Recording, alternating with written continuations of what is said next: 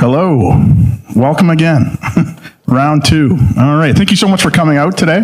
We're here at a fantastic facility, and a big shout out to Museum London for everything that's happening here today. It's a fantastic facility. If you haven't been here, take some time to check the space out. It is amazing.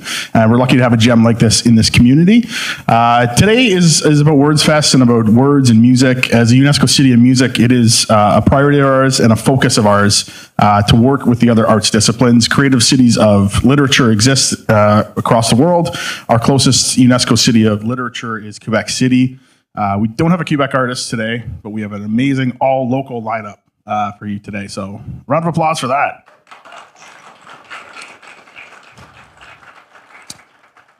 So if the artists can start making their way up towards the stage now, I'm going to get off the microphone here shortly.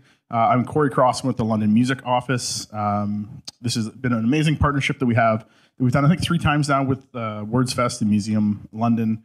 And so we're thrilled to be doing this again. We hope that everybody's safe and comfortable here. We want to make sure that everyone has a good time. So today it's important to also recognize, the storied history of this community, and that there's been songwriters and musicians a part of this community for thousands of years. And we're really lucky to be here to share this on the river here today at Museum London. So I'm going to turn it over to your host, Zahra Habib, for the next step.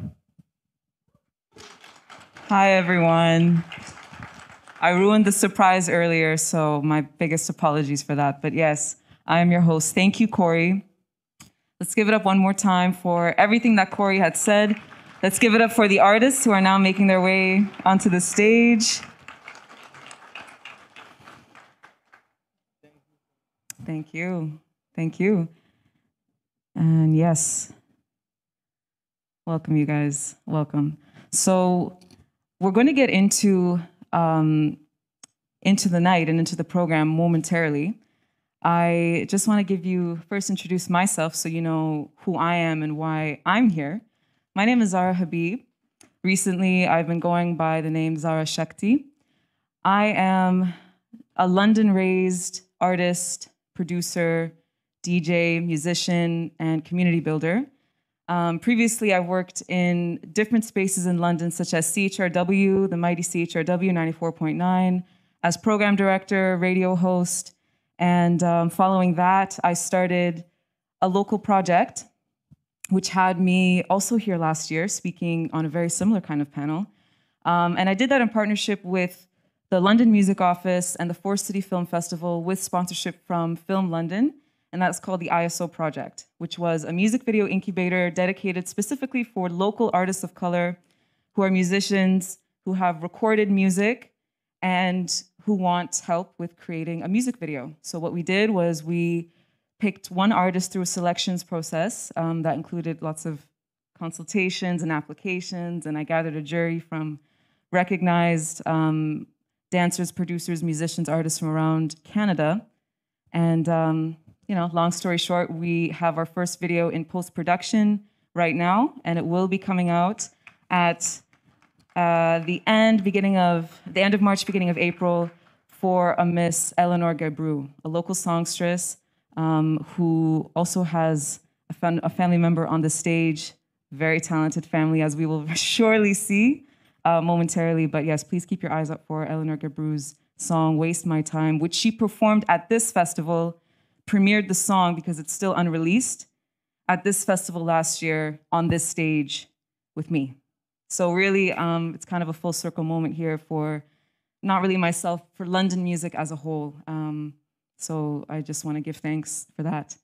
So again, I'm not going to talk too much more, but there's just a couple more housekeeping items that I want to get to right away, and then soon we'll be enjoying our time, a very special and precious and limited time with these wonderful people and very talented musicians. So first thing, please help yourself to drinks and food in the back. It's there for you. It's there to be enjoyed, and it's provided courtesy of the River Room, I believe. Nobody told me that, but I know the museum only gets its food from the River Room because it's that good. So let's give it up for everyone who's making the food for us, setting the table. Let's please give it up for Chuck on the visuals and the sound. As well as to Josh and the camera people who I apologize, I don't know who to thank, but you got them right there. So please give it up for them, for our lovely hosts and hostesses And also for all of you, because let's face it, it was a really cold last couple of days, and even though the weather was nice tonight, you still found the energy to come and make it out. See, I had time to refine it. I made it a little bit better that time. Okay. So being as we are in a city that we now call London, and we've known through much conversation and consultation that still needs to keep going and needs to keep happening, that this land was stewarded by people for generations, way before many of us who are in this room right now were on this land, or our parents were on this land, or our grandparents were on this land. And many tribes and many people were on this land before, but the three that we speak of the most are the Haudenosaunee, the Lenape-Wauk, and the Anishinaabeg peoples, who again have stewarded this land for generations prior to us, and we are now able to, they took such good care of it, showed it so much love, that we are able to come and thrive being who we are and live the way that we do. So we always want to keep that in mind as a UNESCO City of Music, to remember different cultures who contribute to the world of music and arts and culture that we get to enjoy. That also being said, we just finished the month of February, which this year was a very short month, 28 days. And that means Black History Month drew to a close. There were many efforts in the City of London, including the inauguration, which took place right here, to commemorate the Black artists and individuals, developers, culture makers, and tastemakers of the past and present, and the future. So we want to give thanks to that and acknowledge that. March is a new month, and many of us, and maybe some of us don't know, but March is known as the month of women, the International Month of Women. And all over the world, you know, the status of women is different and very context specific and relates to the places and spaces that those women find themselves in. I'm dressed like this and specifically covering most of my face, not because of COVID. I don't care for wearing a mask anymore. I spent too much time doing that. But today and in the last few days, women in Iran and young schoolgirls in Iran have been facing toxic gas for participating in the protests against the regime, which is currently persecuting women for showing their hair, for not abiding by what the regime says for them to do. And as a woman who comes from that region, I think a lot about what privilege I have to be here, because I didn't choose consciously what family I was going to be born in. I didn't decide that my family was going to immigrate over here and have the freedom that we do have. So on March 1st, on this International Month of Women, you know, especially being a woman in music, a woman in the music industry, more than anything, we're judged from the way that we look. You know, as a woman myself in the music industry, I can attest to that. And not to put you guys on stage, but, you know, I see you nodding your head. And that's just how it is for women in general as a society. So really, out of sight, out of mind, I'm dressed like this because you can't get away from this for the next 2 hours. And I just want to shed some light on that. Again, as a UNESCO City of Music, it's something that I believe we need to also participate in order to really live up to that honor that we have. So thank you so much for your time and for letting me say all of that. If you know me, you know that I'll never lose an opportunity to speak words to what I think needs to be spoken. So thank you. That's the most that I'm going to speak tonight. So I was working it because I felt that was okay. For the rest of the night and beginning now, we're going to hear from these artists. I'm going to ask each one of them to introduce themselves, because again, I spoke a little too much already. But I also think that in this day and age of music, art and musicians are much more complicated than they used to be. So let's hear from them how they want to speak about themselves. After we do that, we're going to stay with one artist at a time. So when you introduce yourself, I would like you to start talking about the first song that you're going to perform. And I'll give you more cues at that point after, but we're going to just talk about these artists and their songs. And after a little bit of discussion, they'll perform their song. We'll move on to the next artist and do 3 rounds of that. Okay? Does that sound good? Yeah. Y'all still with me? Thank you. All right. So first, we're going to get started with the lovely artist on my right here. That's not right. River Woods. Hi. How are you doing? I'm good. I'm going to hold this because I'm fidgety. I'm great. Thanks so much for having me. This is a beautiful space and a beautiful event. And I stalked all these artists before, and they're all amazing. So you're in for a real treat. Awesome. So like I said, Tell us about you. My name is River Woods. It's my artist name. My given name is Julia Appleton. I will share more about that shift later. But for tonight, you can call me River. This is my partner, Francie. He co-wrote these songs you'll be hearing tonight. And I asked him to join me because I'm learning guitar, but you don't want to hear me play guitar yet. I'm a keyboard player. And these songs, wanted to get a little bit out of my comfort zone as a writer and write something on a different instrument, because that can help a lot. So let's see, about me. It's always hard to sum yourself up. I've been writing music since I was 7. I am American. I was born in Los Angeles. I spent most of my life in Nashville. So this type of event in Nashville, it's called a writer's round. So I've done a lot of these style events. This is by far the nicest one. So go to Nashville, it's great, but you're not missing much. And what else? I recently put out a 5-song EP as River Woods, my first release under that name. Congratulations. Thank you. Congratulations. Is that your first EP? It's my first EP, yes. Wow, congratulations. Thank you. So this is my first official gig as River Woods. I have performed before as Julia, but it was important for me to kind of separate myself a little bit from the art, create a container, maybe so that I could show up the way that I wanted to and not the way that I've been showing up since I was a kid. I had very aggressive stage parents. Hi, Mom. She's streaming. I love you. Which was so great, but I feel like at some point as a writer, you have to kind of decide, like, who am I as a writer? And I think, I don't know if any of you can relate to this, but I've definitely had people tell me who they think I should be, what kind of music they think I should sing. So River Woods is my attempt at trying to figure that out for myself.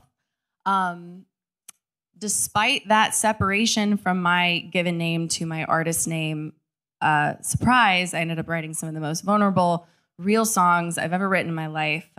So you're definitely going to get a peek into my diary this evening.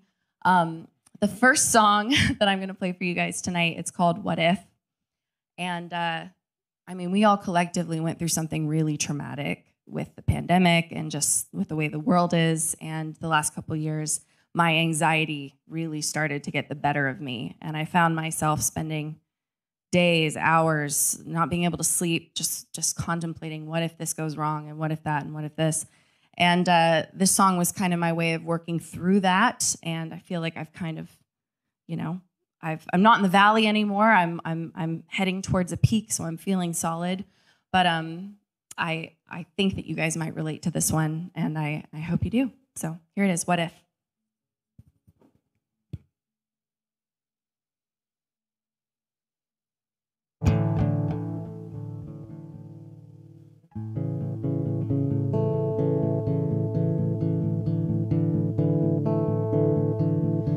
What if my time is already come and gone? What if I think that I'm right, but I've got it so wrong? What if tomorrow's the day that I never wake up? Did I waste my last moments on earth feeling lonely and stuck?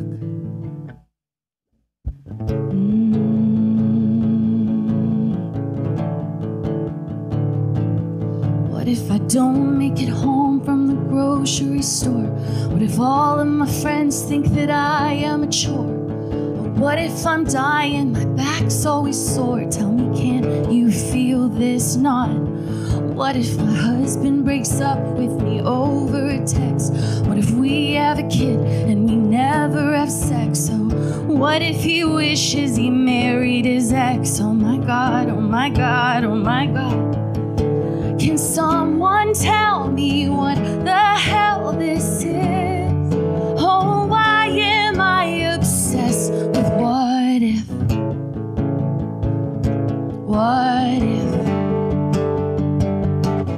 What if I drive through at Wendy's and I start to choke and I die in my Subaru scared and alone, and the people are honking, they want to get home, but I'm blocking the road? What if I don't call my dad back and he has a stroke? What if I am addicted to cannabis smoke? What if everyone thinks that my music's a joke and I've wasted my life? Oh my God, I'm a joke. I am 30 years old and I'm broke and I just want to smoke crap. Can someone tell me what the hell is it? Oh, why am I obsessed with what if? What if? What if? What if? What if? Ooh, what if? Oh, what if? I lie in bed awake at night inside my overactive mind. I don't know what I hope I'll find in here. When worse than all these crippling thoughts is one more thing that I forgot. There is something greater that I fear. What if everything works out the way that it should, and I share how I'm feeling and I'm understood, and I put out this song and you think that it's good? Thank you, I need to go cry now. What if I delete TikTok and I'm still okay? What if I find a church where it's fine if you're gay? What if I'm in the drive-thru, the person ahead of me paid for my coffee? What if? Oh, what if? What if?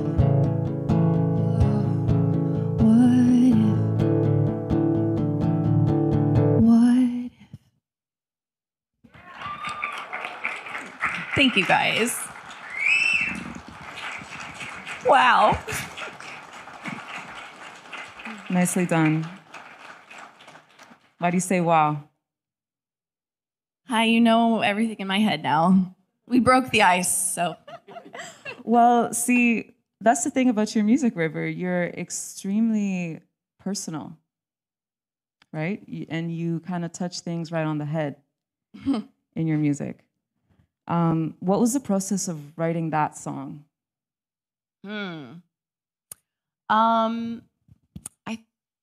I think the seed, I always call like a song idea a seed. I love that because it's like you gotta find the right soil, otherwise it never sprouts. So the seed for that was most definitely that like I said, I've been doing music my whole life. I'm 31. I'm a woman. My clock is a ticking. And there was a lot of expectation on me when I was younger to be somebody, to be a star, to get a record deal. And like I said, my parents were incredible in how much they supported me. But when you're told when you're 13 that you're going to be somebody, and then you're 31 and you're not somebody, that's something you have to carry. And so I think I had this like really sad, like hopeless moment alone in my house where I'm like, what if my time is already come and gone? Like, what if I'm wasting my time? And I brought it to him and I was like, I wrote a song, but I can't release it because the things that I'm saying in the song. And he was like, well, you got to release it. So he helped me refine it a little bit. It was a little pointier before, if you can imagine. But yeah, it was cathartic. I think before that song, I wasn't really being fully honest with how I was feeling. Yeah. Oh, thank you. How important is it for you to be so direct and so specific about your personal life in your music? I mean, I think for me, to be an artist, I have to. Like, I'm a writer for other artists as well. I coach songwriting. Like, songwriting is my love language. being an artist is its own thing. And so it's really fun for me to pair up with an artist and figure out who are you and what do you have to say and what's important for you to communicate to the world. And I don't have to do that unless I'm an artist. And so to put on that artist hat was very, very revealing of like, okay, well, I can't in good conscience like coach this out of artists and not like practice what I preach. So. Okay. Yeah, that's a big one for artists. It's really owning your agency in the music that you make. So you can make it really as personal as you'd like, as mysterious as you'd like, as indirect, or even just make up a whole new character, you know, make up a whole new life. And artists do all combinations of those things. Oh, absolutely. And for the record, like River Woods is way braver than Julia Appleton. River Woods will say things that I will not. And that's nice. That's nice to know that I have a path, like a container for those feelings and those thoughts, and I can keep those things to myself as a person if I want to. River Woods, quickly, can you tell us how you came up with that name? Yeah. Or why that is your name? Absolutely. I am gonna, song number 3 kind of explains that more. So if you want, I can share more about that later. Okay. It's like, that's my talking point on that song. Oh no. That's fine. Well, I can pivot because that was actually just the teaser question, like the dip your toes question. So River Woods is a very visual name and I think very suited for London. Yes. Did you get that name before or after you came to London? Just give us a hint. After. All right. Yeah. Okay. I would have guessed that. It's a visual name. It makes me think of the river flowing through the woods in a forest. So strange, right? Why would it make me think that? But how do you become River Woods? What's that process for you when you want to sit down and write a song and you want to write a song and, as River Woods versus as Julia? What's the difference there? Or what do you do? Clothes help. I don't just wear these weird 90s clothes every day. I'm like a sweatpants, t-shirt kind of gal. But truly, like the aesthetic of River, the rebellious of River, like that, all of those things. She is a character, really. Like I said, she says things that I wouldn't say. She does things that I wouldn't do.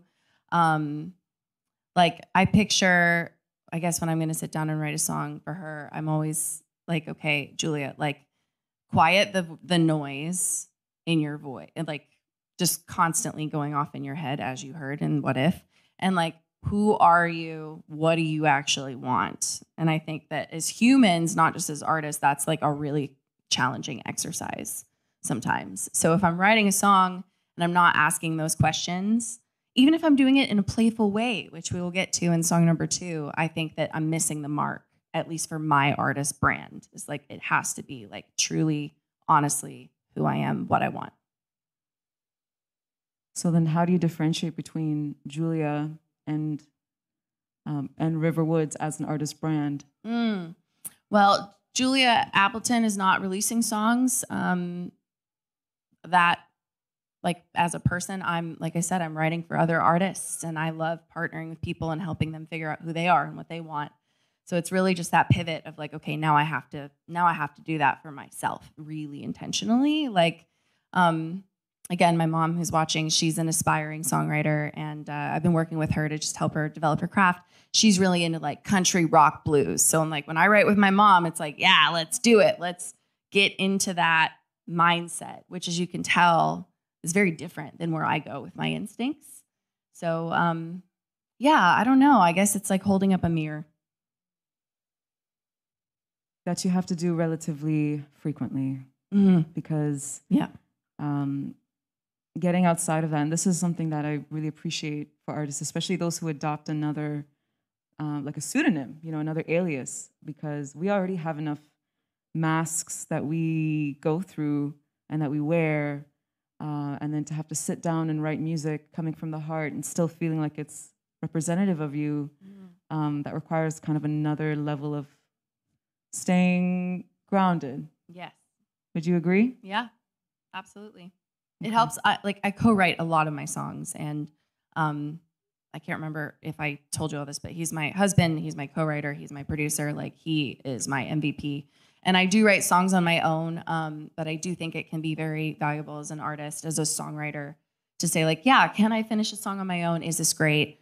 Awesome. But also, like, you know, if you take your ego out of that and say, but am I too close to this? Especially if you're writing something that's really personal to you. It's like, maybe I'm holding on to this lyric or to this melody that, like, I feel, and then it's not landing with the audience. And when you have somebody helping you, they can point those things out. So interesting. Yeah. Quick question for the audience.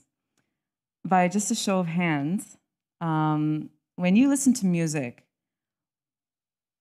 those of you who connect first or look first, or, you know, your attention first goes to the lyrics, raise your hand. Oh. Can you raise them just a little higher?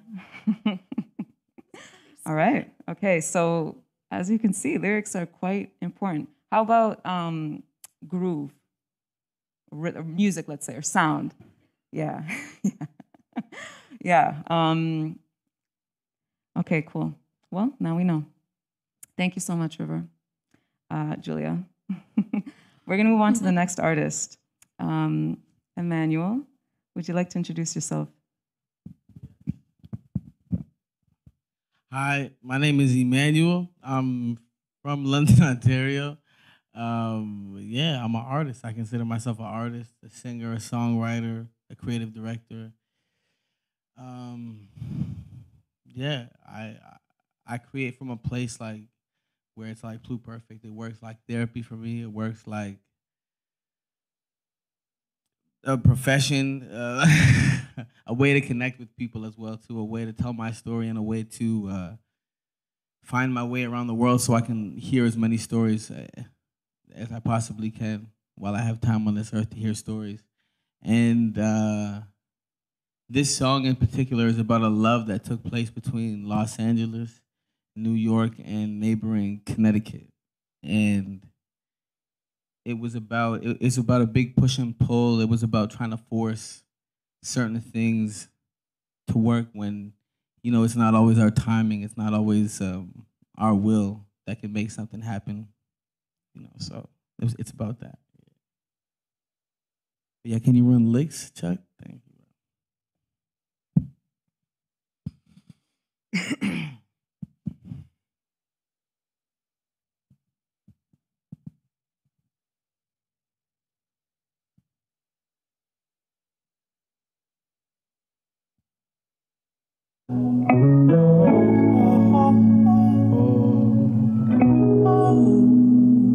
She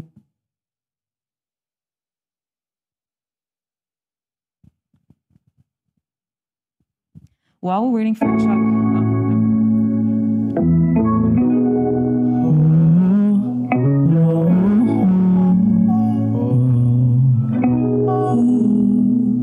She wanna fly, get in this spaceship, go to the moon, me and you. She wanna ride in different places, so make some room. She got no rules, no time.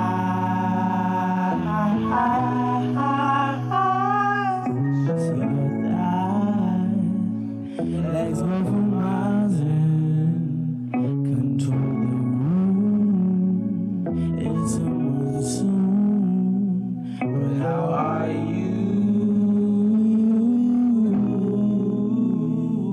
And I'm supposed to love. Is it strong enough? Tell me, are we strong enough to?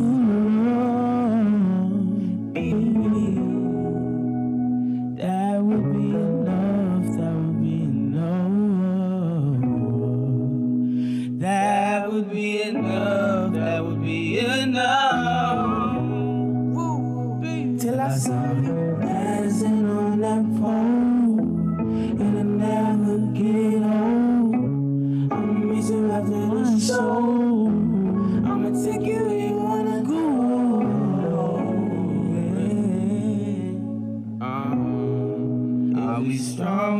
love to love, be me.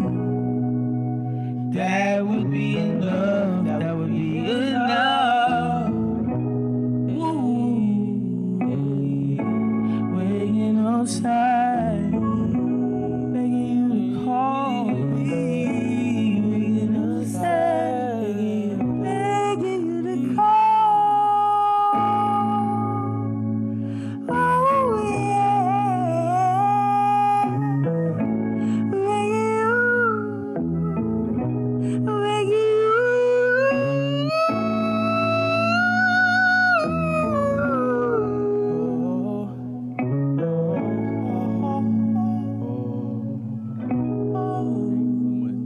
She wanna fly, get on this spaceship. Thank you. Thank you guys so much. I appreciate you guys. Stop it.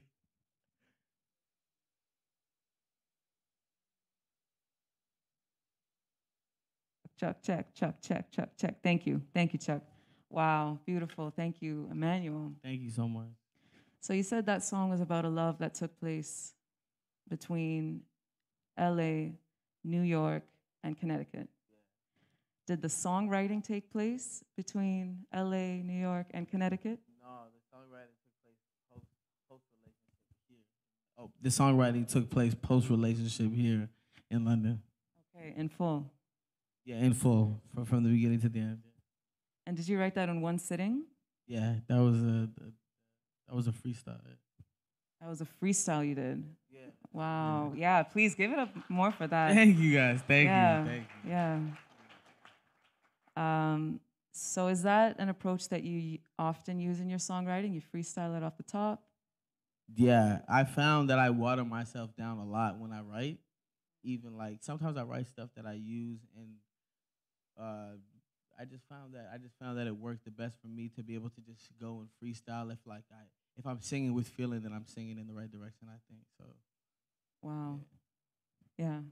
And I mean, some of the greatest artists that we've had were able to do something like that. When you are inspired, is that something that just happens out of the blue, out of the norm? Or do you need to get yourself in the zone to just be creative? What's your process to get in there?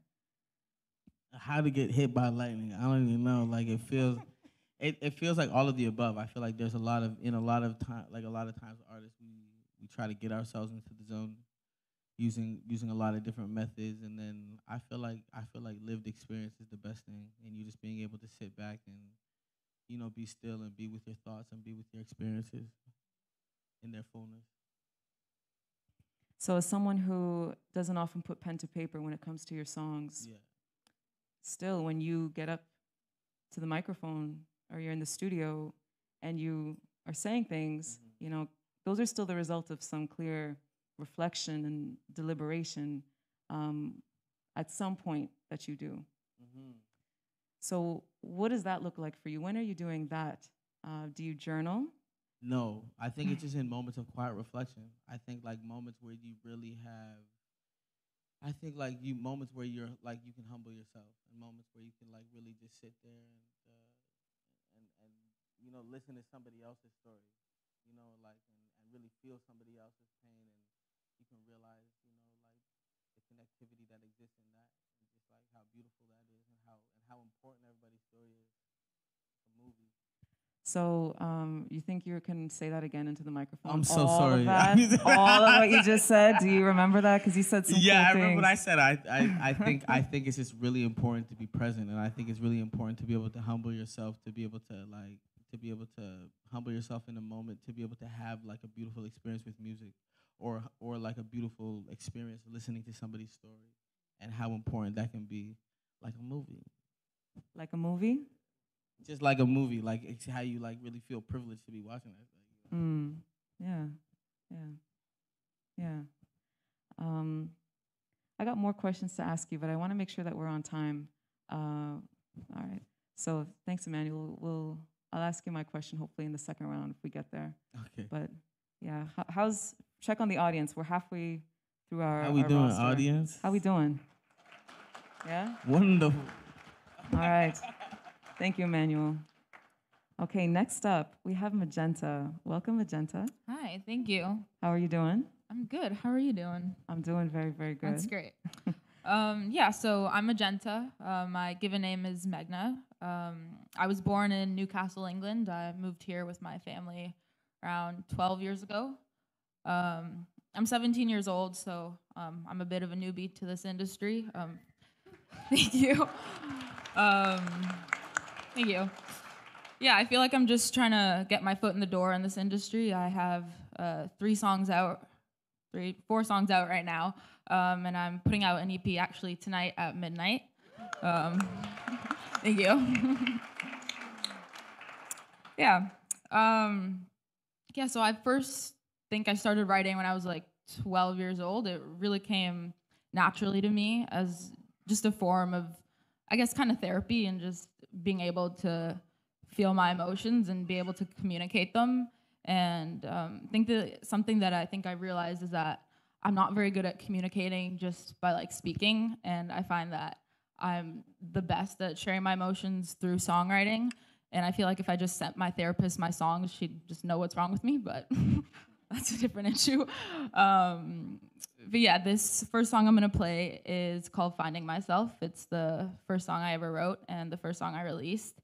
I wrote it near the beginning of the pandemic when I just had a lot of time to like self-reflect.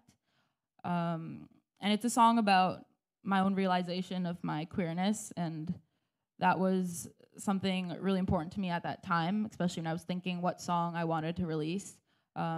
It was a really honest and vulnerable song, and that was really scary to release, but it also felt right because of just how freeing it felt for that to be the first song to put out. And in this song, I'll be describing a girl. This girl is not real. She's more of a metaphor for that realization that came during that time. And yeah, this is called Finding Myself.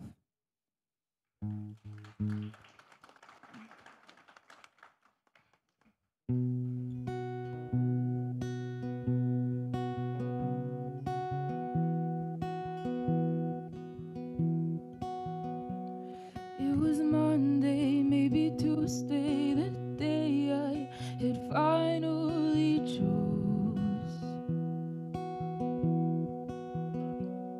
to accept that this was real, that this is me. I can't lie anymore. She had brown eyes, maybe green eyes, and freckles that dotted her nose.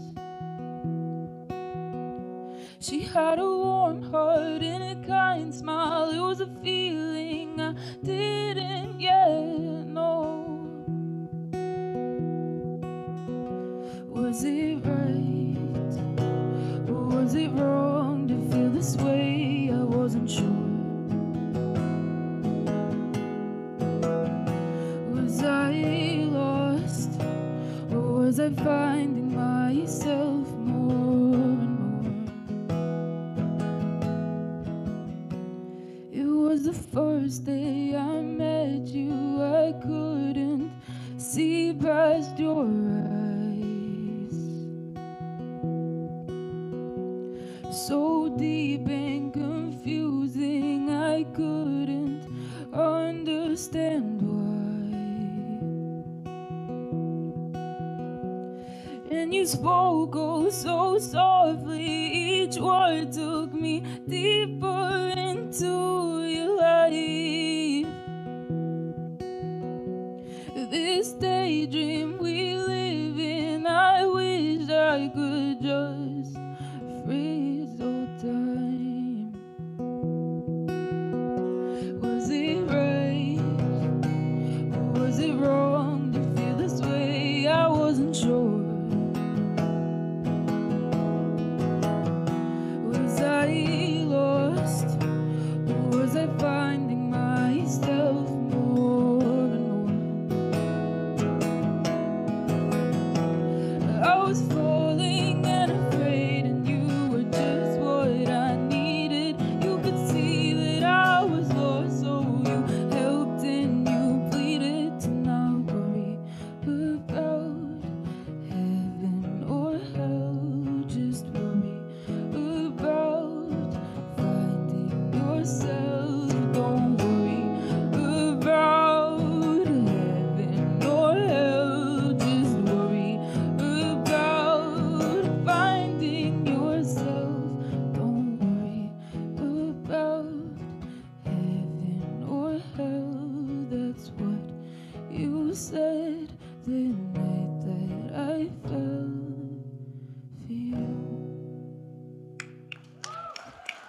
Thank you. Thank you.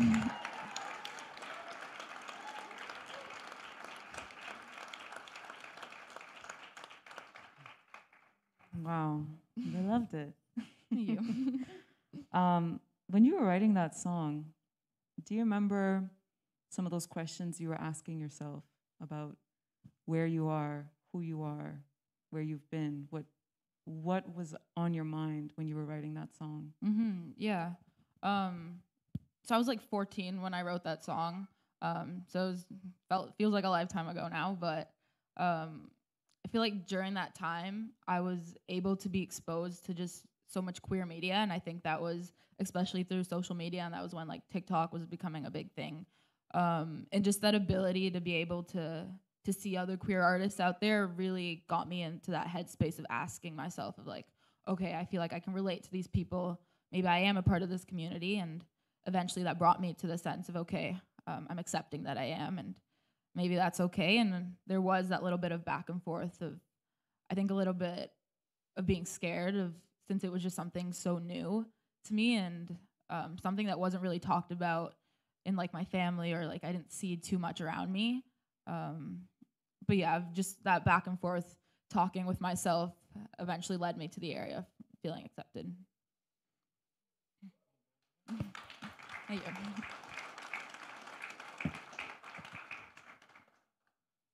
And so what is the name of your project coming out tonight? It's called Lost in Plain Sight. Lost in Plain Sight? Are you going to be performing that in the second round? The last song is actually another one from that EP, but okay, that's fine. That's fine. Okay. Just in the interest of time, I'm going to save another burning question I have for you for the next one, so that I can commit to making sure we get through the second one. Thank you. Thank you, Magenta. Please give it up.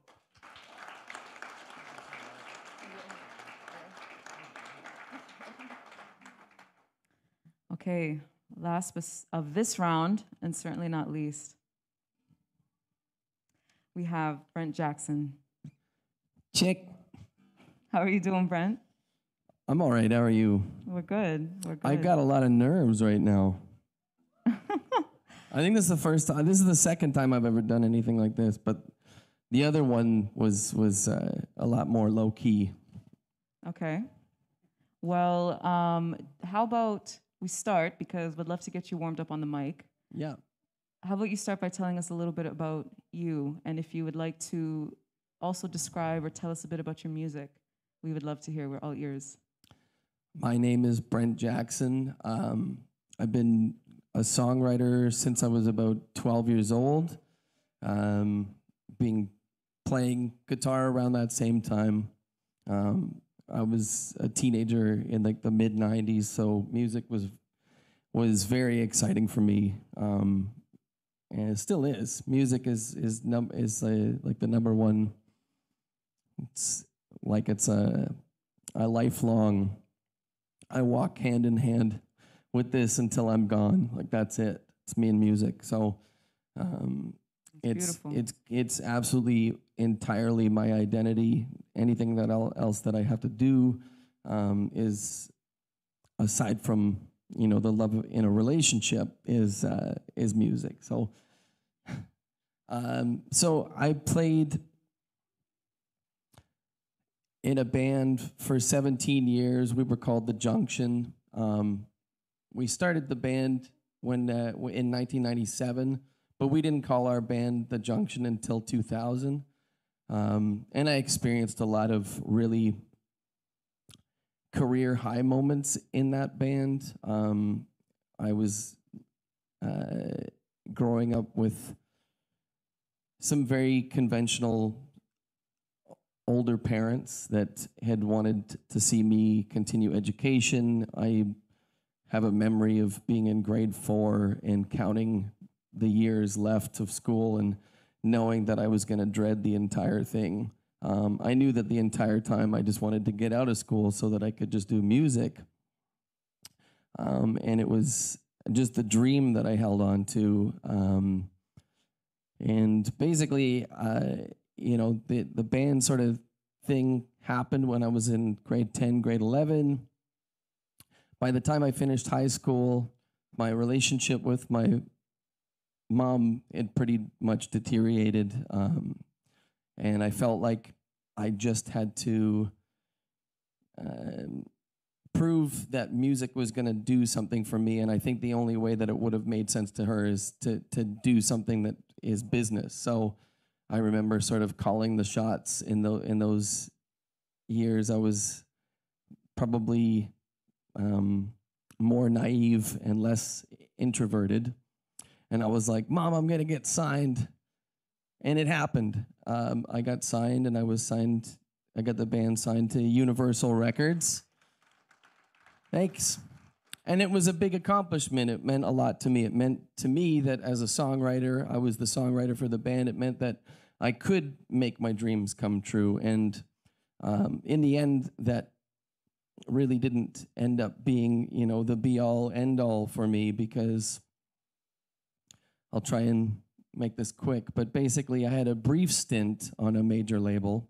And as exciting as it was, you really realize what you're up against. Like the day the record came out, this was 2007, I'm wondering, why there isn't enough push on the record. And it's because we're a brand new band, right?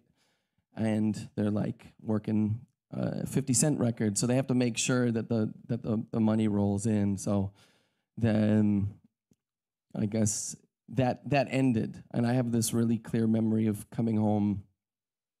Was playing a show in Regina, and the band we got really pumped to just drive all the way back to Universal to get off the label, because we had sort of thought, music had sort of hit a point for me that it was larger than that. I think when I was younger, I used to think that the fame was the only sort of way to get there, but I've always put lyrics, my lyrics at the forefront, and music has always been, like you said, sort of the,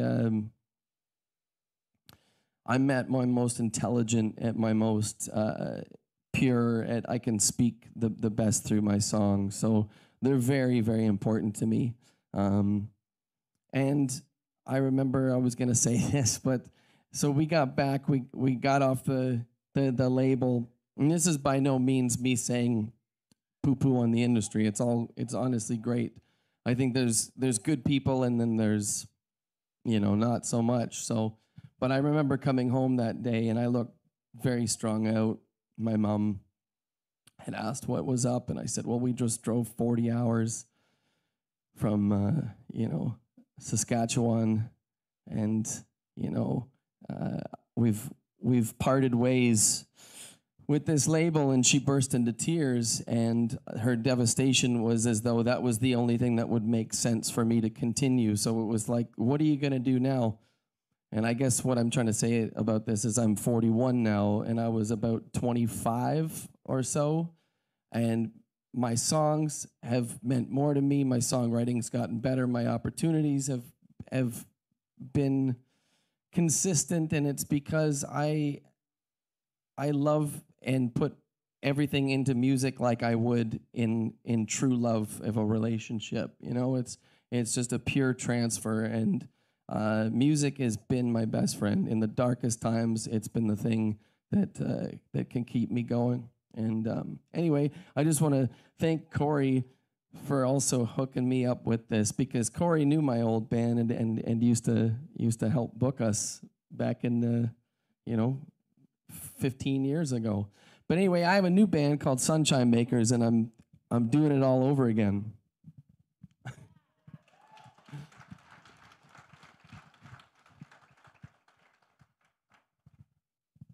I think that you have time always, I remember when I used to get so scared about time running out, or like you need to be a certain age to make something work, and that's just not the case. It's like the more you put the effort into what you love, the better you get at it. And age is useless to spend time fearing about. There's so many things that it's like we're spit into this world to already feel insecure. And I think the thing is, put the self-love, believe in yourself, and continue on that path. Because, you know, really self-love is all we got. The best we can be to anyone else is if we're the best with ourselves, right? Oh my God, yes.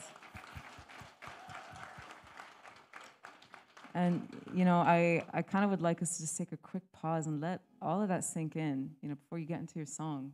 You know, just let that sink in, what he said. And thank you for shedding your wisdom and your light on that perpetual question of, is there going to be enough time? What is it going to take? What if this doesn't work out? What if I'm not, you know, because that I think is, it's the question. It's the big question that all artists are constantly asking themselves.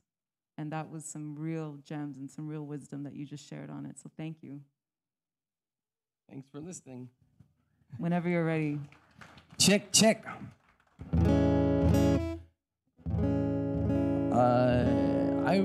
I'm going to start with this one. It's probably the most sort of in a 3-minute song sums up sort of where I'm coming from as a songwriter. I'm a believer of love and optimism, but I don't run away from the darkness. I think it's the straight line through it all is the knowledge. So it's called Immerse Yourself in Life.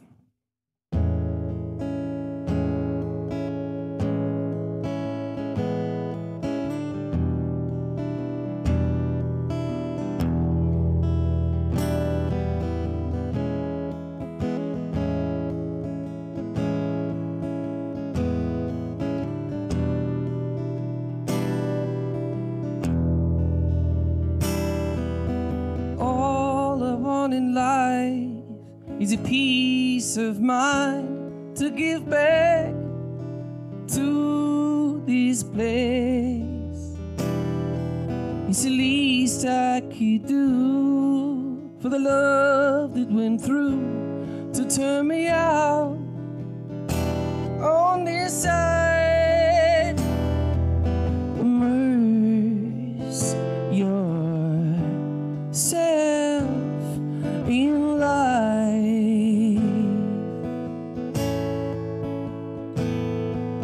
Immerse yourself in life.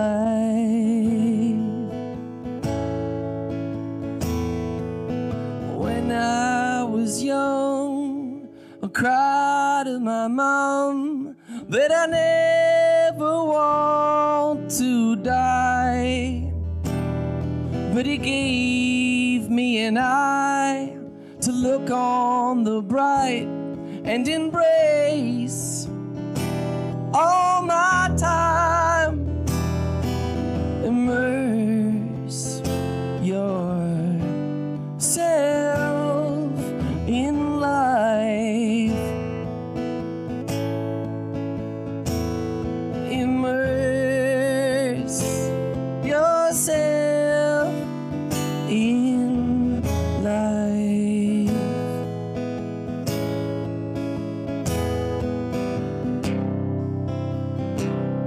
Ooh.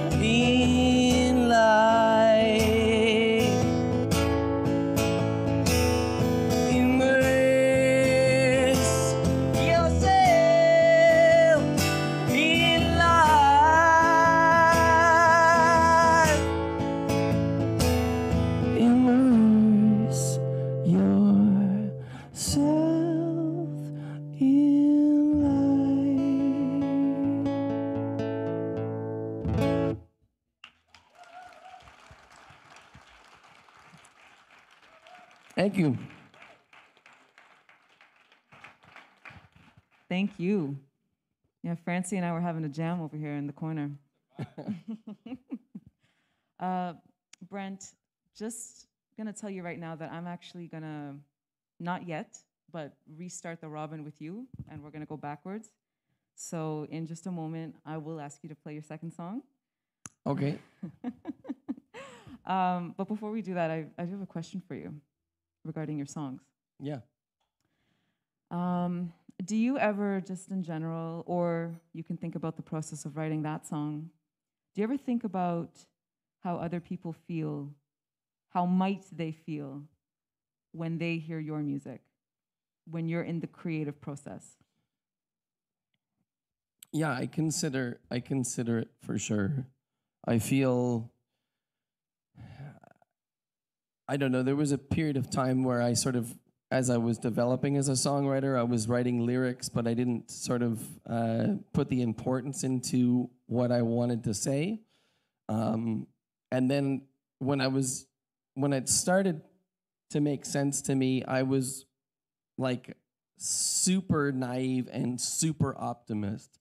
And I knew that I could sort of see at a certain time, nothing at this point really tremendously bad happened in my life so I was always like, on this up perspective, like it's just perspective, and I really realized after, for me, the changing in me was a heartbreak. And when I felt the lows of that, I sort of self-reflected and I was like, oh man, like the last thing that I intended to do was be preachy. And I think that in some sort of way at that time, I became an advocate to grievance. And I felt that it was good to exploit the upset that we have in us that seems to, for the most part, seems to be silenced or wants to be silenced. So to answer your question, I think that there was an interview with John Lennon. He was a huge one for me. And this was something that was super minimal and made immediate sense, was that he was being asked, I think he was challenged a lot in the sort of, hairpiece bed days.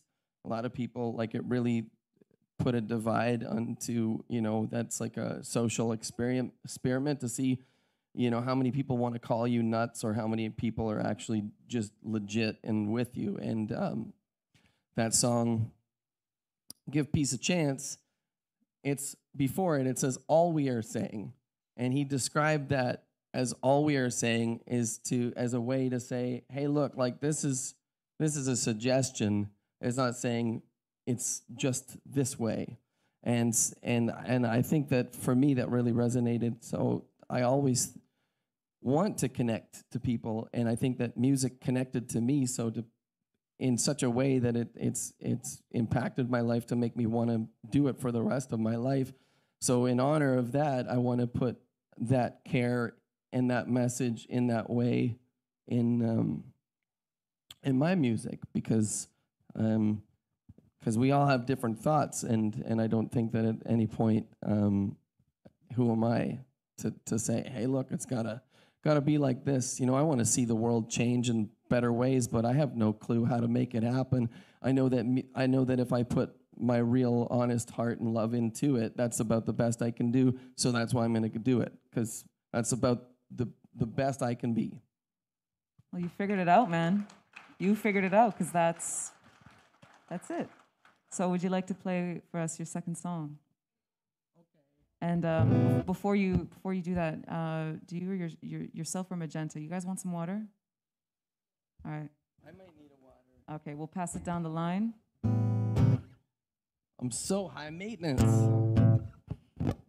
Thank you.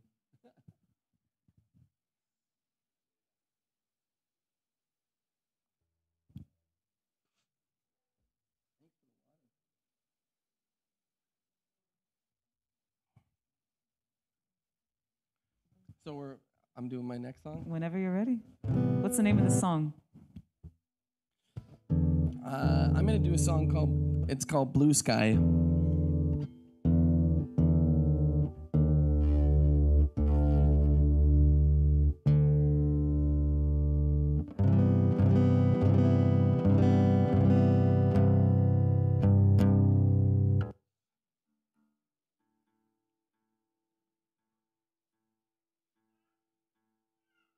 when I was young,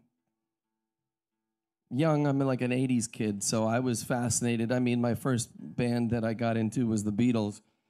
So by that fascination, the 60s comes along with it, and for some reason it just seemed, I'm sure, you know, to anyone that had been in it, there's obviously in any decade you're in, there's ups and downs, but for me, it seemed like a very, like it had this moment to maybe break through more than anything that I had sort of experienced as a teenager. So I sort of was like in love with the lyrics about, you know, love and togetherness, and I really like, you know, like that idea. And there's this cool sort of point in the movie. It's also a Hunter S. Thompson book, but Fear and Loathing in Las Vegas, where there's a moment where Hunter sort of touches on I can't really quote it right now, but he sort of touches on where the 60s dream sort of died. And I've watched a lot of like documentaries on like the drug aspect of it and Nixon and all the reasons why, you know, mind expanding stuff is bad and blah, blah, blah. I think that anything that gets you in touch with your inner self and lets that you know, lets your light shine in any sort of way is a good way. Not to say that you got to do the wacky stuff to get there. Anyway, this song is sort of touching on that. It's like blue sky, where did you go? And I think that's, for me, I've realized that this is a metaphor to like, you know, in some of the sort of dreary, world-weary times that I've been in my life, where I'm like caring too much about the world and it gets heavy on me, and I'm thinking that it's like doomsday all the time. That's sort of what this song was, and I think it's about 12 or 13 years old, but it's still, to me, I'm still very proud of it. So I thought it would be a good one to play.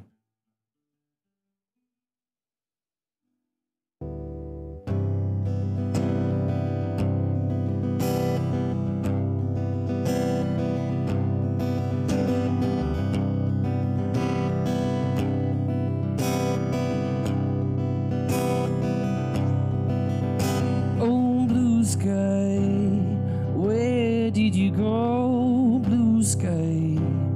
Where did you go? Where have you gone? Where have you been for so very long? Oh, blue sky, where did you go, blue sky? Where did you go? Did you shy away? Did you dissipate? Did we miss the train? For as long as I can cry for you, for as long as I can cry for you, while we're blue sky.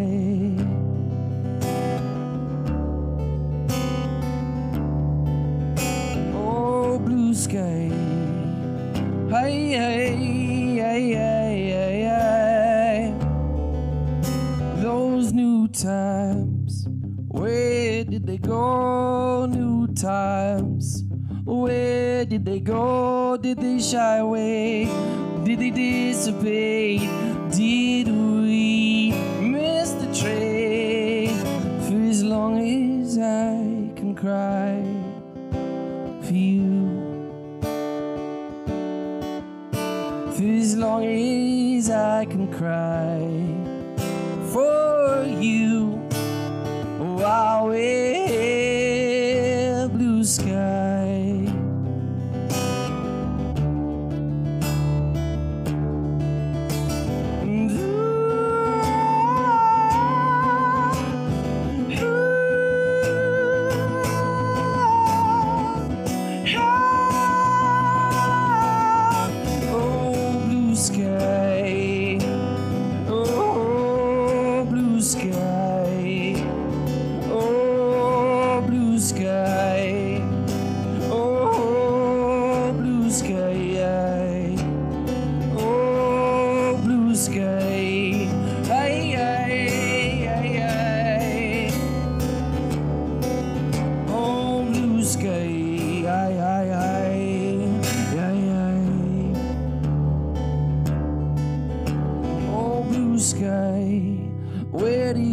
go?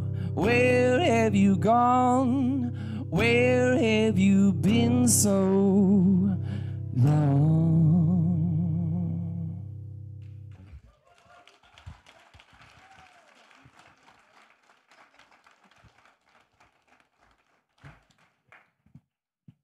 Thank you, Brent. Thank you for So listening much. to me and for speaking too. I was like sitting here for the first bit of time being like, what the hell am I going to say? And there's moments where you're speaking and you're like, where am I going? Gotta bring it back. Yeah. Get a little too nuts. No, all good, all good. Thank you. That was a lovely note to end on. Magenta. Yes. Hello again. So can I ask you my burning question before Yes, we of get into your course. song? Who are your musical influences? Oh, that's a good question. I feel like right now it's Gracie Abrams, Lizzie McAlpine, Ben Kessler, Jeremy Zucker. There's just so many, all in that genre. When you were getting into music, when you're first getting into music, who would you say were the influences or the people that they shine bright for you? I feel like it was an artist that I listened to so much at the beginning was Chelsea Cutler. And I think her genre of music is quite different from mine, but I think it was her ability to write and like the emotion she put into her songs that really caught my eye and wanted me to get into music. So, yeah. Okay, beautiful. Would you like to get into your second song for us? Yes, of course. Tell us about it. This song is called Beautiful Broken. One thing about me is I'm a huge empath. So if you're feeling something, I'm likely feeling it too. So this song I wrote, it was inspired by one of my friends. She's a dancer. And she was telling me about how the environment that she danced in was not the best. It led to her eating disorder and just a lot of bad mental health, I guess. But she's just such an amazing dancer, and seeing that contrast of like a toxic environment to the passion she's able to put into her dance, I just thought was so amazing and so beautiful. And seeing how she can put so much emotion into her dance without saying a single word and still being able to convey exactly what she's feeling, that just really struck a note and really amazed me by that. So yeah, this is called Beautiful Broken.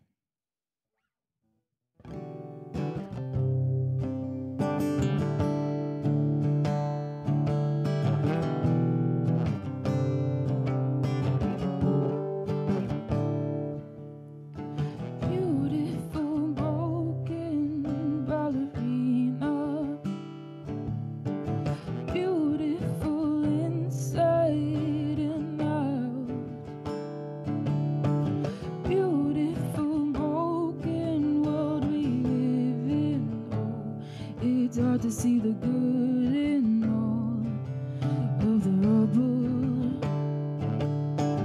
Beautiful, broken ballerina. You light up the stage with the way you move. Bring us soul to tears with the stories you share.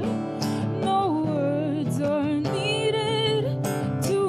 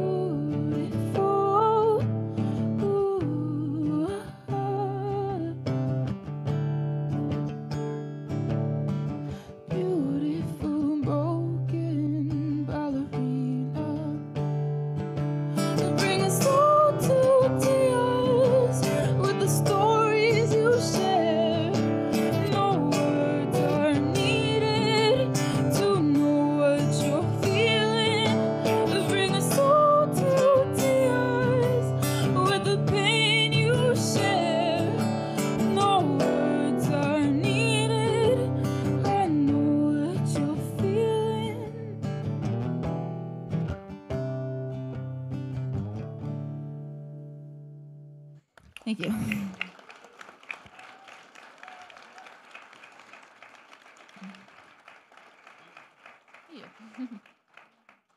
Beautiful. Thank you so much. Thank you.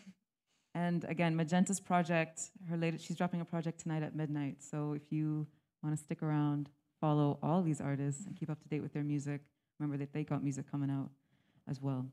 How we feeling, audience? Can we get a little vibe check? Yeah? I don't blame you. I don't blame you. A lot of energy coming off of the stage. Emanuel. Hey. Hello. How are you feeling? I'm feeling all right. So, you want to tell us a little bit about the second song that you're going to perform? The second song that I'm gonna perform is really new, written around the same time as the first song, and I think it's like another take on the relationship. I think it's a take on maybe some of I think like some of the playful yet toxic things that we used to do to each other, like that type of push and pull, how it can sort of be fun in the moment, like to believe in that lie. But yeah, that song's about that. I think that says a lot right there. Mm-hmm. You want to get into it? It's clouds. Nice, Chuck. Shout out, Chuck. Everybody, Chuck. Big love for Chuck.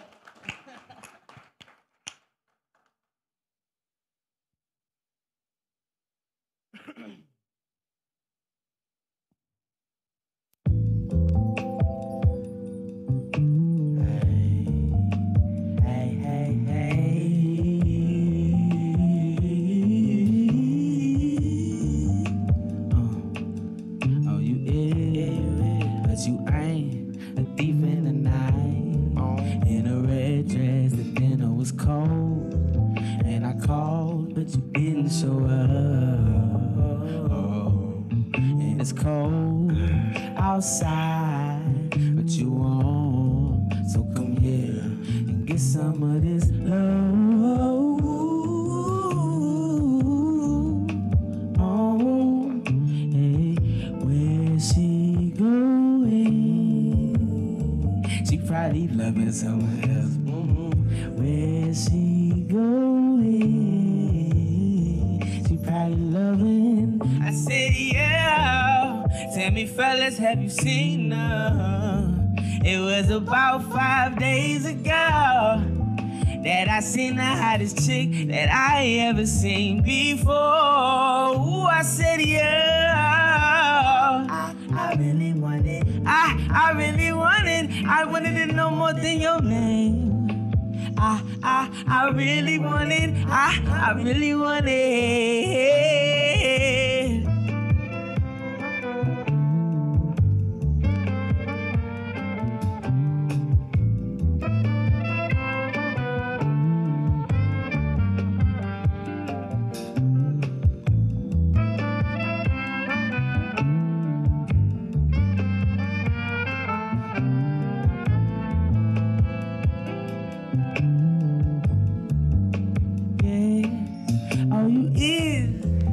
You ain't a thief in the night with a cold heart, a double-edged sword, and it cuts both ways.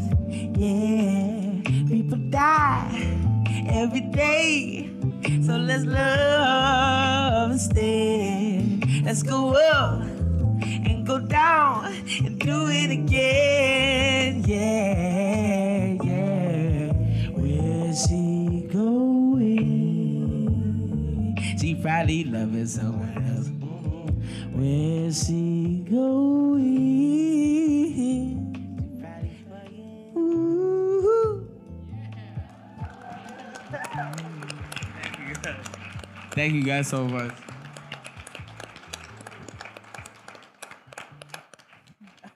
Emanuel's got the babies grooving. I can't be the only one that saw that. Let's go, little man. Straight grooving. I'm serious. That's what we learned. That was beautiful. Thank you. I'm going to ask you my question, because I had a question for you, too. The hot question? The hot question, the burning question. I'm ready. When you were first writing songs and creating music, and I know that you've been musical, you've been singing for a little while. Musically, do you remember what you were taking in at that time? Like when I first started making music, my cousin filled up my first iPod. And I had everything from like Boys to Men to like Ray J, like One Wish, everything. Chris Brown, his old discography. That's where I even got like that little joint. Right, because you got the sample. I had to show love. But yeah, so a lot of Boys to Men, a lot of a lot of gospel, like a lot of gospel from the States and stuff. Yeah. Yeah, we can hear it in the music. You can hear it in the way you sing. I ask you that question because, you know, the way that you sing is so tied with the sound, with the music. You know, like you kind of do a thing like Biggie, where you are also an instrument, your voice. You know, and I think I think anyone can do that, but you seem to do it so intentionally when you're performing the song. You know, so I asked that question because I wonder, you know, what went in there. I think, I was having a conversation with homie, like with the homie earlier about that. And it was like, in the moment, if you ask me this question, I can't think of barely none of them. But like, if you were to be sitting down with us earlier, I had like a whole plethora of artists where we were listening, or we were even like, yo, you really be doing like the little, like, it's just like the little nuanced things that they do that you get influenced by, that you love to hear over and over again. And so you repeat it and you make it your own. So yeah, I appreciate it. And that's a huge thing within like R&B and hip hop and those derivative kinds of music is the influences are paid so much homage to. Yeah, most definitely. Yeah. Right? And in those small details, and whether it's in the music sample or it's in the way you sing a hook, or you're reinventing a phrase, you know, like a string of words that you sing differently. All you got to do is, you know, just listen to Motown and listen to 90s R&B and hip hop, and you'll hear that all over. That's the home team. That's right. That's right. Well, thank you so much, Emanuel. Thank you so much. I appreciate it. Thank you. Thank you guys so much. Please give it up.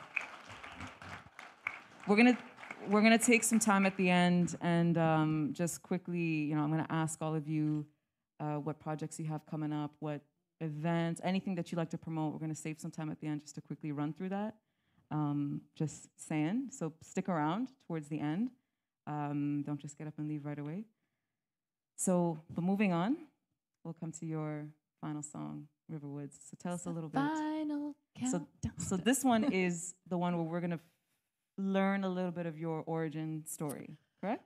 So I'm not singing that song, but I'll tell you my origin story. Okay. So I wrote a song called Oregon because I told you I grew up in LA and Nashville, but there were these 4 glorious years where my family took a break from showbiz and we moved to beautiful Bend, Oregon, creek in the backyard, and it was just idyllic. Like when I think about my childhood, there was some serious drama going on, but those years I feel like were kind of left unscathed by, you know, divorce and sickness and everything that, you know, we deal with in life. So when we were trying to figure out who the heck Riverwoods is, first of all, we had no name.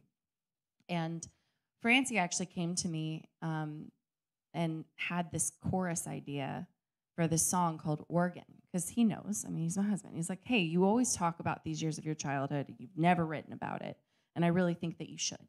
So we wrote a song called Oregon, and I lived in Deschutes River Woods at the time. And so I was like, that's kind of got a little nice ring to it. So yeah, I think the container of River Woods is like I said, like it's me at my best, at my purest, at my bravest. And so paying homage to those years of my childhood is kind of like what grounds me in a lot of my music. But I'm not gonna play that one because it's a little slow and it's the end of the night. I wanna play something fun. I know. If you wanna hear it, it's on Spotify, okay? Spotify, Apple Music, it's called Oregon, it's great. But this song is called Clueless. It's my first single. And I wanna play it for you because, sorry, I'm so ADD, I can't. I'm learning how to like riff and then talk and I can't. I'll tell you when. So Clueless is a really cool song for me because I was raised on country music. I was raised on the Eagles. I was raised on Elvis. Like my dad was in bands, you know, back in the 60s. So that's what I was raised on, and that's what really influenced my music up until Riverwoods became a thing. And when I was trying to figure out what sound I wanted to go for, I was like, okay, who are the artists that I always thought were so cool, but I could never like really achieve the sound?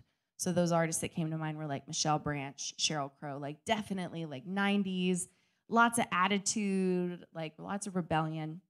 So I bring this idea to Francie, who has been in a rock band since he was in grade 9.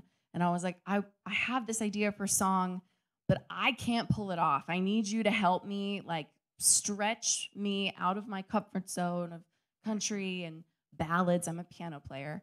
And help me write something that like, that rocks. That's new. And so it's called Clueless because I'm 31 years old and I still feel like I have no idea what I'm doing. Like how do adults function? It's so hard being alive. But I also like, I didn't want it to be heavy. I wanted it to be fun. I wanted it to be something that people could really like rock out to. So Let's rock. he's gonna tune. He's tuned. We're gonna rock. It's the end of the night. Ready? I'm gonna stand because my bum is numb and I probably won't hit the notes if I don't stand up. So cool. You guys can get into it too. You can snap, you can clap, whatever your comfort zone is, right? Everyone assumes that I got all my ish together. They think I'm as steady as the California weather, but they don't know what's really going on inside my head. I didn't take my meds today, I usually forget. Yeah, I give some good advice. Yeah, but I can't sleep at night. I'm clueless, I don't know what the hell I'm doing. No, I got a reputation that I can't live up to it. The truth is, I'm clueless. I'm clueless. I got a cushy job up in a shiny silver office, but on my drive home yesterday I almost effing lost it, 'cause I keep saying that I'll quit once I get out of debt, but I'm going on a shopping spree. How stupid can you get? I'm clueless, I don't know what the hell I'm doing.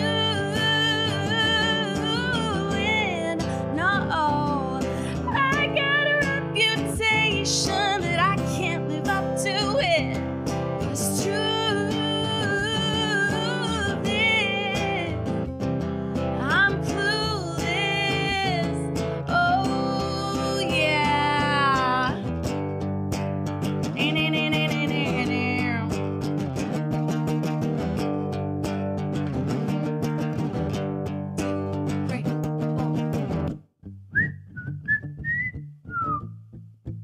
Yes, that's in the song.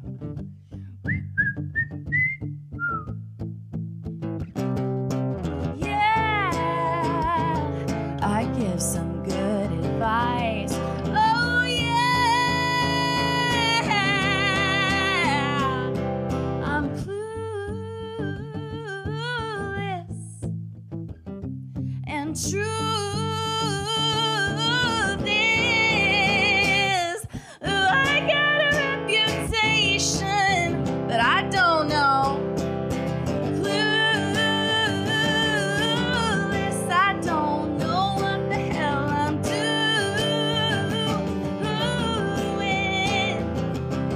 Ooh, I got a little secret, I'll let you in on it. Truth is, I'm clueless. I'm clueless. I don't know what I'm doing. Clueless. I'm going on a shopping spree. I'll order a pizza just for me. I cry in the car when skies are gray. I'm gonna push my friends away. Thanks, guys. Thank you. Thank you so much. I'm being completely serious here, but I heard that Clueless, the movie, is coming back. They're gonna do another version of it. I hope so. You should hit him up for some, some sync. Ooh, that'd be a nice, tasty sync. What y'all think? Okay, so Yep. please help me out here, you guys. Let's show these wonderful artists who just performed their songs back to back some energy.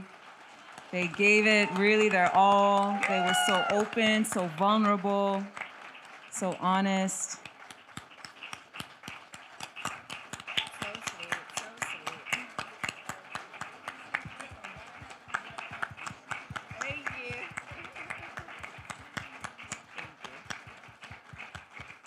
you.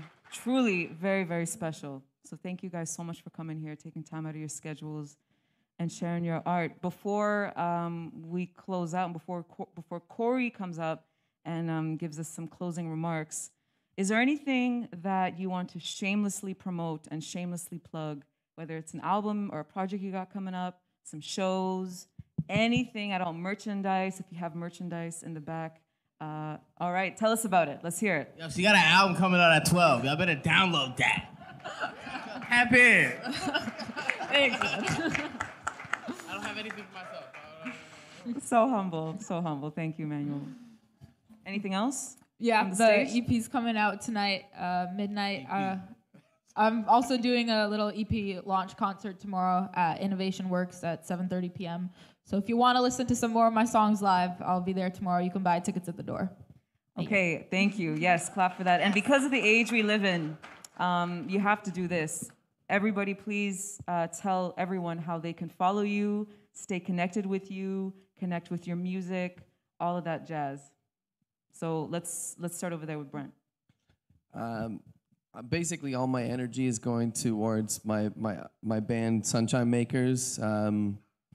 So if you're on Instagram, Sunshine Makers Music, we're playing Rum Runners this next Thursday, the 9th. We're opening for this band called Too Many Zoos. They're from Brooklyn. They're kind of like a horn band. Yeah, this is where all my effort is. We released our first EP 3 weeks ago. So that's it. Sunshine Makers. That's Thank you. it. That's where you find me. Awesome, thank you. Or Starbucks. That's where I work. Slinging coffee, man. Magenta. Yeah, you can find me on Instagram. My username is magenta_MV. And in the bio, there's a link that'll take you to my music, a pre-save link to my EP, and a link to buy tickets for my concert tomorrow as well. Yeah. Thank you. Emmanuel? You can follow me, you can follow my Spotify, just Emanuel, and or my Instagram is cellular DADA. Thank you. And River Woods?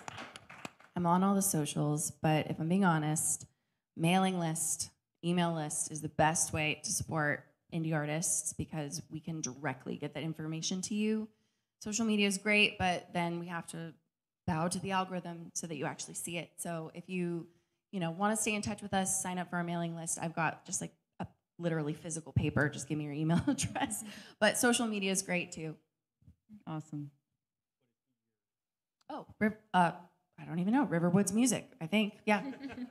Well, we're going to have some time. We're going to have, I'd say, about half an hour almost when we're done till we got to leave here. So if you want to connect with anyone on the stage or connect amongst yourselves, you got some time to kind of wave us down and speak with us. I'm also going to plug something that I do, and I want to invite it and put it out there and offer it to the whole room right here. I don't know if I mentioned this in my introduction, but I'm also a DJ, and DJing is something I do to build community, to bring music in my own way to people here. And there's some, fellow people who have connected with my radio show in the past, Lunar Rotations. I've been doing that show for 3 years, started it on 94.9 FM, so it really is something that is native to and indigenous to London.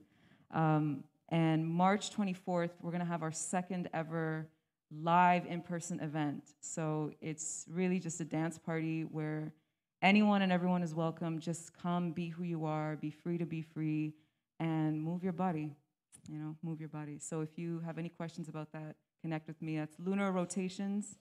You can connect with me as Zahra Shakti, Zahra.Shakti on Instagram. And of course, just come up and talk. Unfortunately, I don't have posters for that, so it's got to be a face-to-face interaction if you want to know about it, or if you have really good memory. And that's it. That's my plug for myself. So thank you guys. Thank you all so much. That was so beautiful.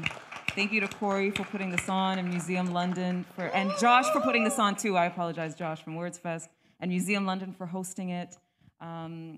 This has been a really great series. It's the second one of this type happening at this festival, so let's keep it going. Thank you for coming out and for your undivided attention these last 2 hours and such. It's a beautiful thing, and we are here to celebrate and enjoy music together in one place.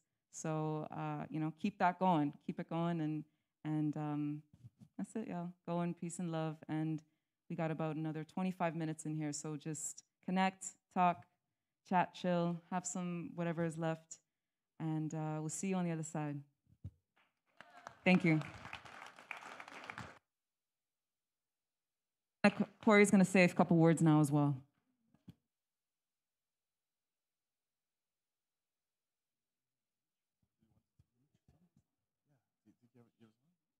I think we could do one quick song each. Just we won't have discussion, and I'll stop talking and thank everyone for coming, and we'll turn it back over to the musicians. So one song after another, and we've got a couple minutes. So if you got one more, can we make that work? I just think it's been going good. Let's keep the music going if we have some time. So one song each. Brent, if you're ready, or you want to start? Cool. All right, one quick round.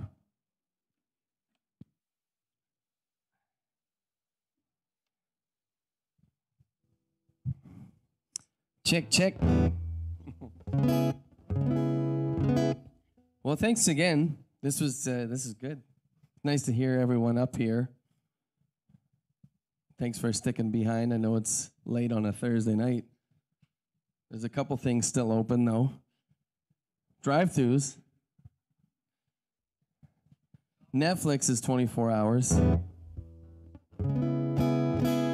I've been crushing Golden Girls. I'm like, it took about a year and a half, but I'm in the final season. I think there's about 10 episodes left, and then I've got to try out this Golden Palace. Sans Dorothy. Anyway, I'm gonna play a song called "Got to Be Good." This is a Sunshine Maker song. The song, I'll sort of set it up. Basically, it's sort of Marvin Gaye inspired this song for me. I think specifically the album "What's Going On." I mean, that album's 50 years now, and everything he sings about is still super relevant, which is, in a way, a great thing because you can connect to it, but in another way, it's also really sad because, I mean, the content is just to try and find a way to make us get along a little bit better. Anyway, I think that being good to each other is extremely important. Empathy is massive. Love is massive. Peace is massive. Thank you so much for listening to me.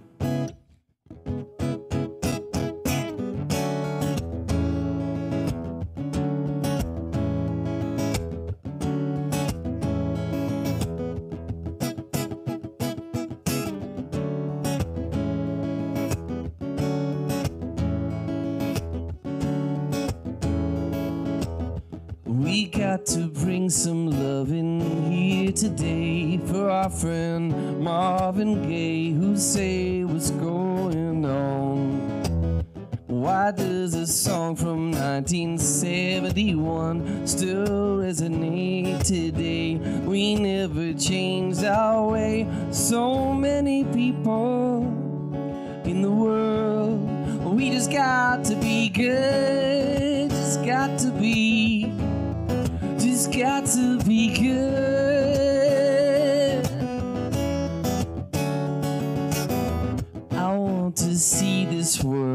collaborate. We can't just separate. We're the same under the sun. The cards are falling every single day. I can't unsee this hate. Let's find a better way. So many people in the world. We just got to be good. Just got to be good.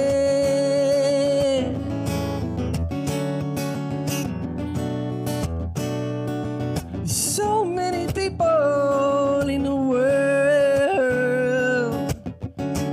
Ooh,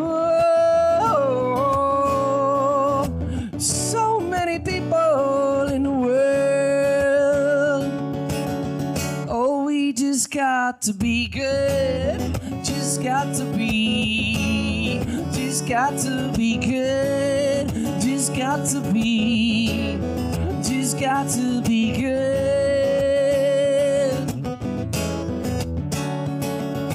Just got to be. Just got to be. Just got to be. Just got to be. Ooh.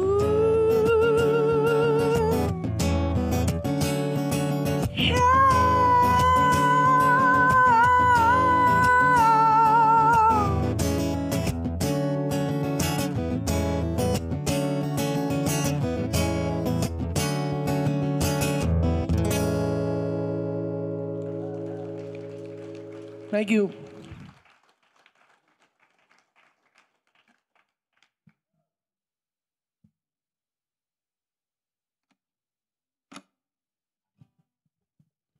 Okay, before I get into this last song, just bear with me as I change tuning. I feel like there's a lot I could say about this song, but it is very much in the lyrics, so I'm not gonna say too much.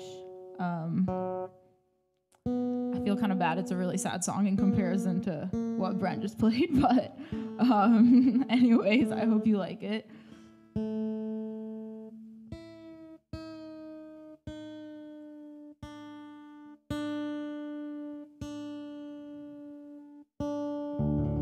Okay. Anyways, this is called All the Children. I apologize for playing a sad song at the end of the night, but here we go.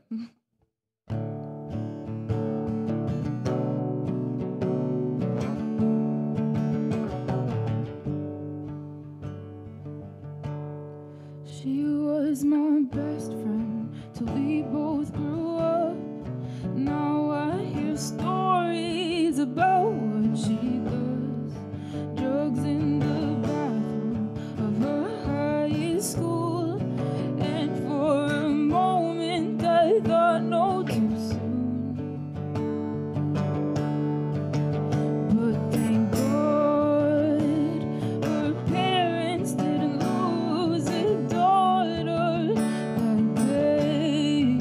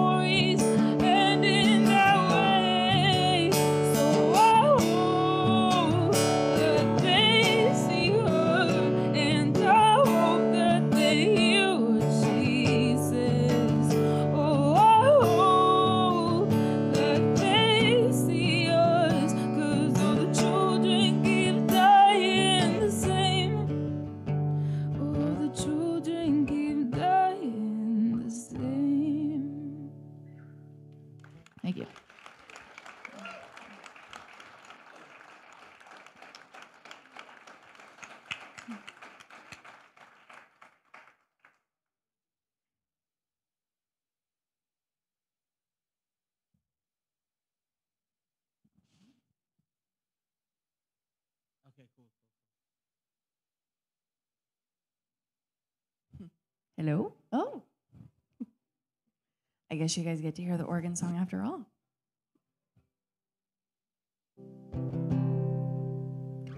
No, seriously though, this is by far one of my favorite songs that I've ever written, and I really tried to capture the imagery of that place. My parents sold that house, and it's probably long gone. Like, it's probably been torn down and developed, but I want to remember it the way that it was. And so, especially when it gets to the bridge, you'll hear like really specific details from my childhood, like playing Donkey Kong or getting green tea ice cream with my mom. And like, that was such a fun way to write, because usually this is how I feel, this is what I'm going through. And so to try to tell a story and to try to paint a picture was a challenge for me, but I'm glad I did it. So this is organ.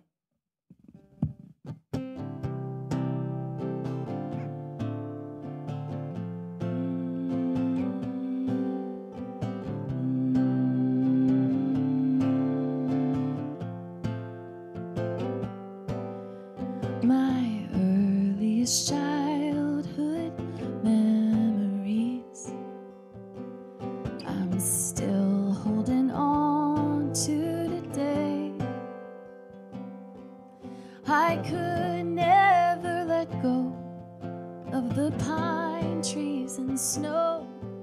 Oh, those river woods would carry me away.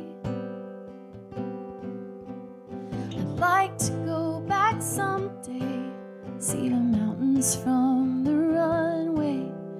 I think that it would be good for my health. Could I get back to myself? I long to be beneath the trees that helped me grow when I was green. I long to see that little creek where I spent hours playing, 'cause nothing felt material, picking raspberries for cereal. How do I get back to the kid I was back then? In Oregon.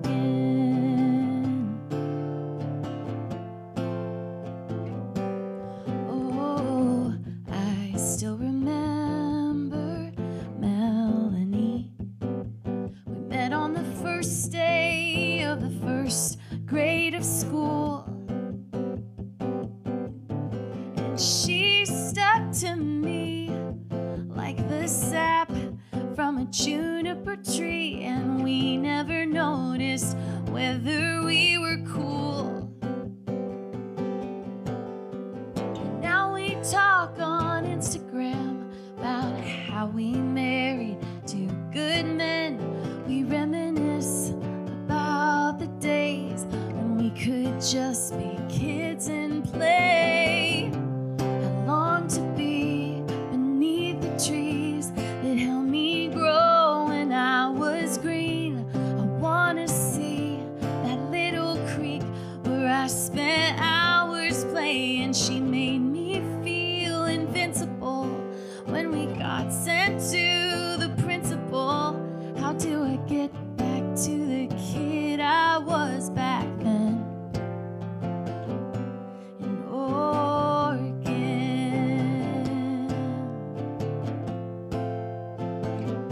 In Oregon.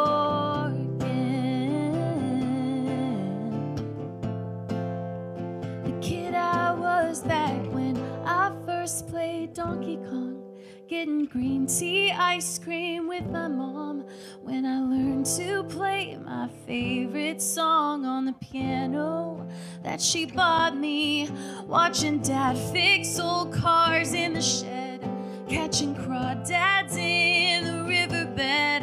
I lived in my skin, not in my head. Oh God, I'm always in my head. I wanna be beneath the trees that helped me grow when I was green. I wanna see that little Crystal Creek, where I spent hours playing, 'cause nothing felt material, putting raspberries in cereal. How do I get back to the kid I was back then? It's like she's waiting for me just around the bend in Oregon.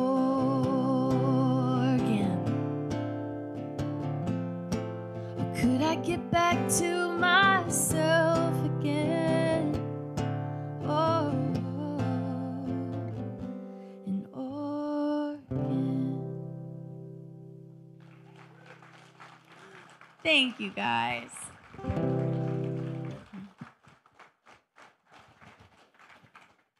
Thank you very much. So we had, again, a little bit of an unplanned end to the evening, but going out of those acoustic sets, we're going to end it off on a different note. And after then, I hope you all go in peace and love. And Emanuel's going to take us away. Thank you, guys. This last song, I'm going to have my friend accompany me, Randall Rains. Can we get that? Hello, hello. It's on. All right, cool. This song's called Poison, and this song's actually an extension of the first two songs as well, too. And this one's called Poison. Dancing feel like everything when it takes control. Yeah. Poison's not an easy thing. Just water tastes like that cold summer rain. Yeah. Let that wash over me, and I feel that funny feeling. You know. God bless all my enemies. Yeah. This shit hot now that it's me. Ever since I was a kid.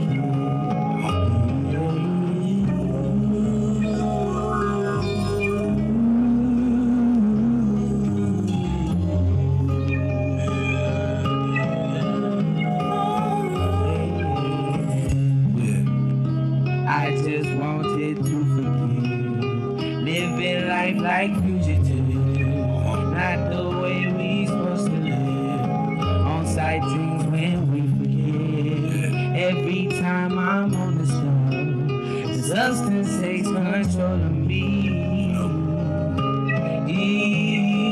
Poison's not easy. And your choice is not an easy thing. Her beauty takes control of me. Dances inside of my dreams. Sexy on the pole of me.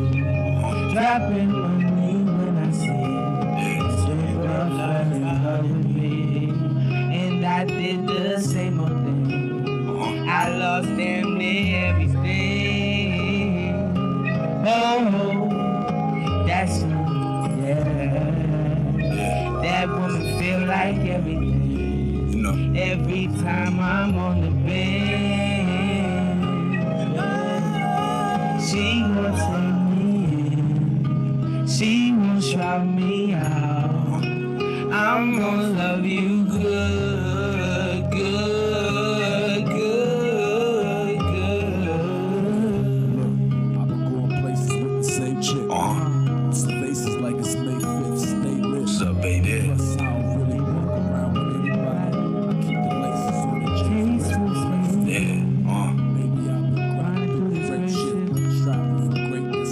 I've been losing patience. Yeah. Vibes in the spaceship. You know. Mommy, come and take me. Get over here. Yeah. Baby, let me flip you over like a skate trick. Sexy lady wanna something so about the brains with. And then she wanna touch the shoulders all night. She might when she taste this. She just wanna face it. Yeah. She bad. She'll never fake it. She'll take pics. Cause she wanna be the next six.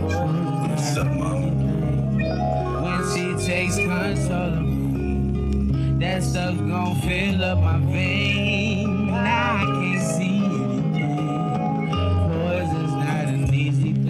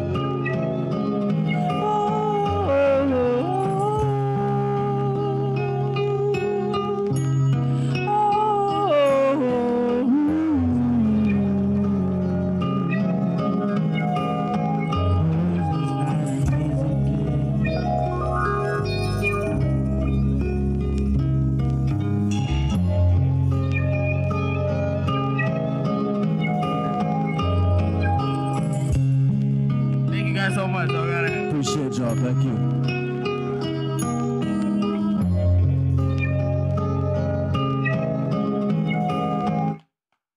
Amazing. So what an incredible night. Thank you, Zahra, for hosting. You did a fantastic job. Round of applause for Zahra.